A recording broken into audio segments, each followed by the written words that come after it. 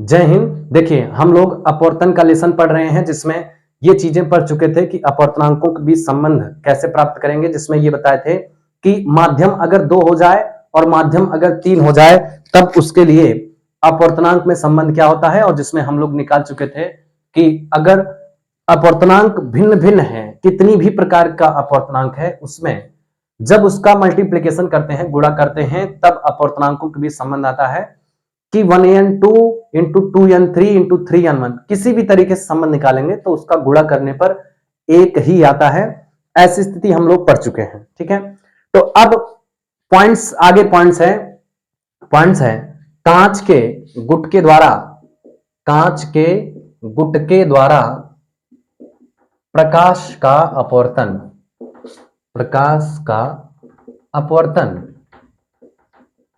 क्या सुने? कांच के गुटके द्वारा प्रकाश का अपवर्तन।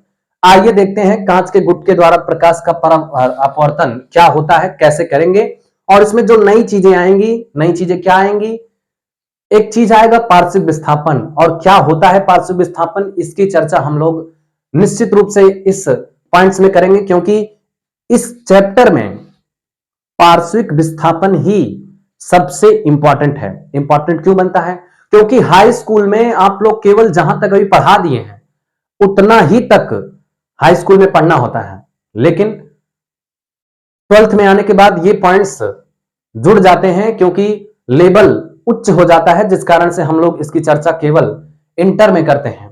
हालांकि ये चीजें आगे भी मिलती हैं, परंतु इंटर्स में होता है तो निश्चित है कि यह बोर्ड की दृष्टि से भी, यूपी बोर्ड के दृष्टिकोण से भी यह इंपॉर्टेंट है। ऐसी स्थिति में हम लोग इस पर ज्यादा फोकस करेंगे।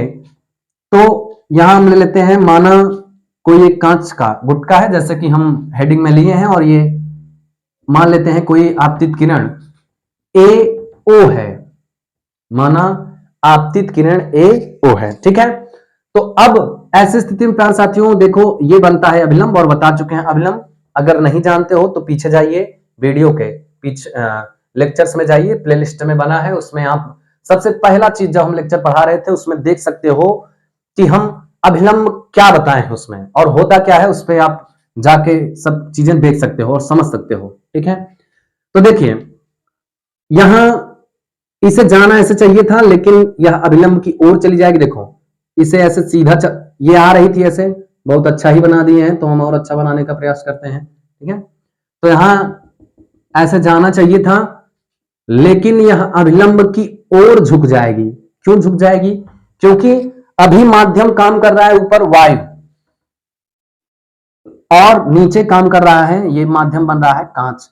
ऐसी स्थिति में जब विरल और सघन का माध्यम में, जिसमें हम बता रहे हैं कि पहला माध्यम वायु का है, और निश्चित ही कांच का गुटका जो दूसरा माध्यम बन रहा है वह क्या होगा? सघन होगा, क्योंकि इसकी डेंसिटी क्या है? अधिक है, और इसकी वायु की डेंसिटी, हवा की डेंसिटी कम है।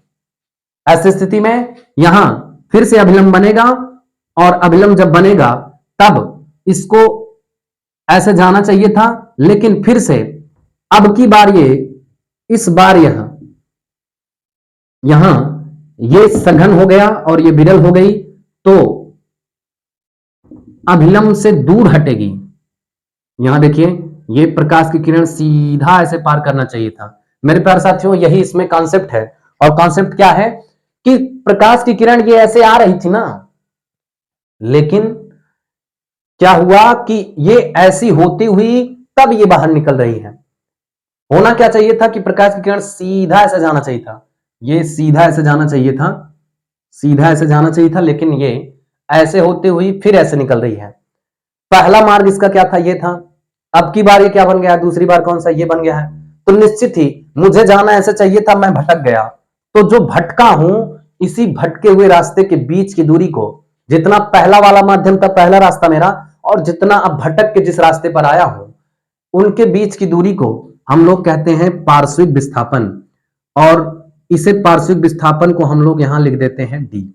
सर यहां से क्यों डी लिए हो और इसको नाम दिए हैं? क्योंकि यहां देखो, एक स्थिति ऐसी हो, दिमाग में ऐसा प्रश्न आएगा कि यहां से आप दूरी लेते हो, देखो यहां सकरा होता चला जा रहा है, और यहां से होते हुए फिर यहां कांस्टेंट होता, नियत होती, हमेशा दूरी एक बराबर, नियत मतलब बराबर।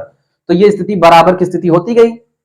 तब यहां से भी लोगे, यहां से भी लोगे, कहीं भी लोगे तो वही दूरी आएगी। इस कारण से हमने वही तुरंत जहां पर शुरुआती था वहां पर हमने क्या कर दिया है, पॉइंट्स को दे दिया नाम डी। इसे कहते हैं डी को पार्श्विक विस्थापन। क्या कहते हैं? पार्श्विक विस्थापन। उम्मीद है कि ये चीजें समझ में आ रही होंगी। पार्श्विक विस्थापन मेरे प्यार साथी उसे देते हैं m1, इसे पॉइंट दिए ओ, इसे देते हैं n1, इसे दे देते हैं पॉइंट बी। ऐसी स्थिति में अब कोई भी पॉइंट ऐसा नहीं रहा है जिसमें हम लोग नाम न दिए हो। नाम क्यों देते हैं? क्योंकि पता चले कि किस पॉइंट्स को आप दर्शा रहे हो। ऐसी स्थिति में यह क्या बनेगा? आई कोण बनेगा, और अगर यह आई कोण है तो निश्चित ही यह आर बनेगा, और अगर यह आर बनेगा, इसे R1 मान लेते हैं, तो ये जो हो जाएगा ये कौन सा होगा?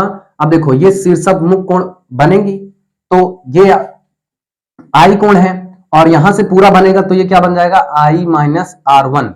देखो ये वाली पूरी चीज कितनी है, ये वाली पूरे कितनी बनी है? I, और उसमें से R1 ये निकाल लिए हो तो बचेंगे कितनी? I minus R1। ठीक है, तो यहां सबसे पहले हम लोग लेंगे, लिखेंगे यहां, माना एक प्रकाश की किरण, प्रकाश की किरण AO है, आपतित प्रकाश की किरण। यहां लिखेंगे आपतित प्रकाश की किरण, आपतित प्रकाश की किरण AO है। अपवर्तित प्रकाश की किरण,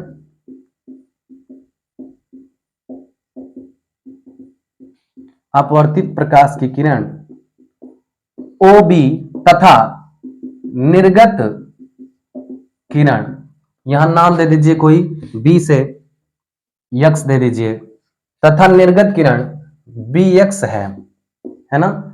अब लिखते हैं आपतन कोण, यहां लिख दीजिए आपतन कोण, कोण I, अपवर्तन कोण, अपवर्तन कोण, कोण I, सॉरी यहां लिखेंगे R1, तथा निर्गत कोण, निर्गत कोण E है।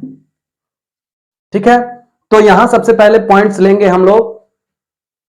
आपतन कोण I हो गया, यहां लेंगे इस त्रिभुज में हम बात करते हैं, और क्यों करते हैं वो चीजें समझ में आएंगी जब आप इसको पूरा समझ लेंगे। तो यहां लिखते हैं त्रिभुज ON1B में, ON1B में ऐसी स्थिति में क्या होगा?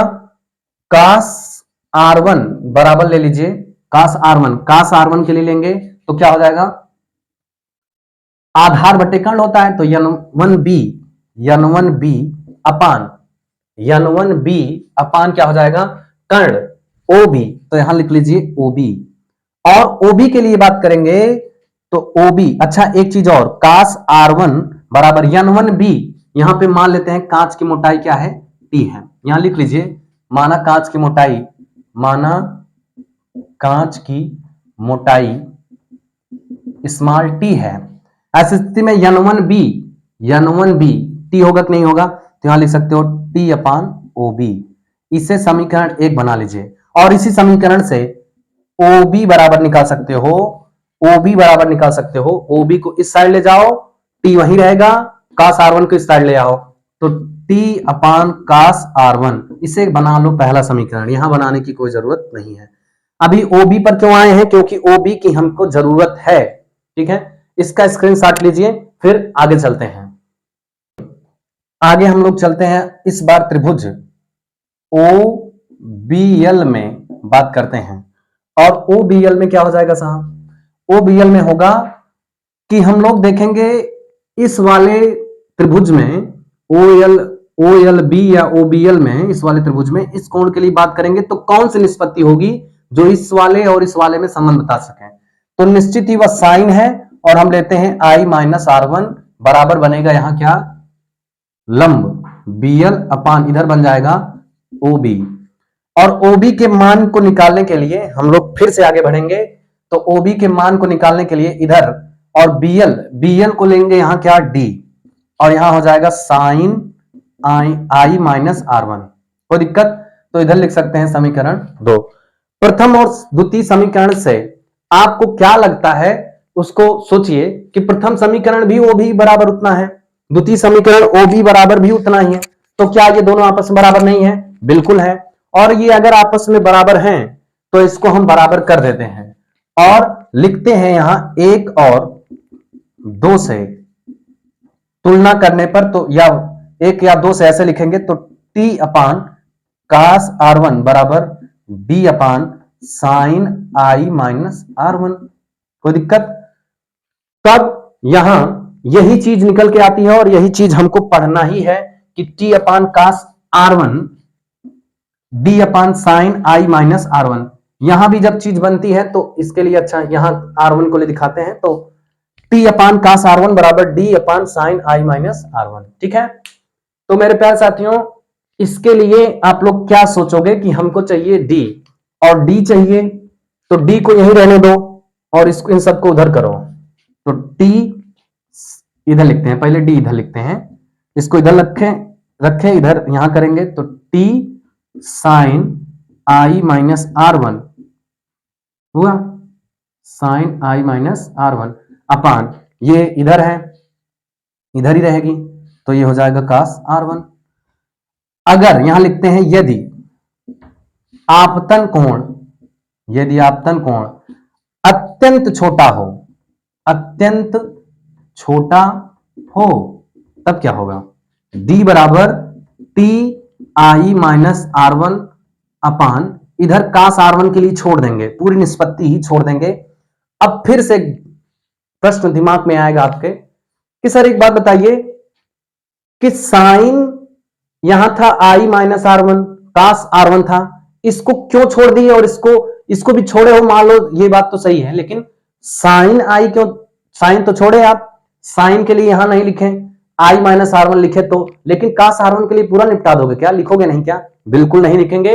ये क्यों? क्योंकि ये चीज आपको बताई गई होगी मैथ में कि साइन कास और टैन में अत्यंत छोटी चीज का भी मान कुछ ना कुछ होता है, पॉजिटिव वे में होता है, पॉजिटिव में होता है, लेकिन इस वाले में आप जानते होंगे कि अधिकतम मान का, अधिकतम cos थीटा के अधिकतम मान के लिए छोटी मान आती है, जिस कारण से इसको हम छोड़ देते हैं। फिर भी कभी छोटे चीज के लिए tan थीटा है तो थीटा लिख सकते हैं, sin थीटा है तो थीटा लिख सकते हैं, लेकिन cos थीटा है तक नहीं लिख सकते, कुछ नहीं। ठीक है, तो चलिए d बराबर क्या हो जाएगा? T I minus R one, और यही हम लोगों को ज्ञात करना था, इसे ही हम लोग कहते हैं पार्श्विक विस्थापन। रास्ता इसका था ऐसे ऐसे जाने का, जा रही है ऐसे ऐसे कर किधर। अगर शुरुआत में कांच का गुटका ना लगाए होते तो संभावित था ये ऐसे सीधी चली जाती, लेकिन कांच का गुटका लगा देने से ऐसे करके ये विस्थापित हो गई, इसी को कहते हैं पार्श्विक विस्थापन। एक और सूत्र बन सकता है, डी बराबर सोचो तो यहां आई को कॉमन कर लीजिए तो इधर आई टी हो जाएगा, तो बचेगा एक माइनस, और इसमें कुछ नहीं है तो आर वन अपान इधर लिख सकते हो आई। अब एक चीज सोचिए कि क्या कभी आपने ये चीज सुना है कि साइन आई, ये देखिए इधर मिटाते हैं, क्या ये चीज सुने? Sine I upon sine R, sine R सुने कि नहीं सुने? बिल्कुल सुने, इसे कहते हैं अपवर्तनांक। लेकिन बताए अत्यंत छोटा हो तो साइन आई केवल आई अपान आर बराबर यहां लिख सकते हो। इस कारण से अच्छा एक चीज, आई अपान आर ना होके यहां आर अपान आई है, जिस कारण से हम वन अपान एन लिखेंगे, तो यहां निपटा के हम लोग क्या लिख देंगे? One upon N. यही होता है पार्श्विक विस्थापन। ठीक है, तो इस पूरे लेसन में केवल हम लोग ज्यादा इंपॉर्टेंट किसको देंगे? पार्श्विक विस्थापन की, और इसमें उम्मीद करते हैं बताई दिए कि आपतन कोण है और ये पूरा कोण बनेगा आई के लिए, इसमें से घटा ही दिए हो R1 तो बचेगा कितना? I minus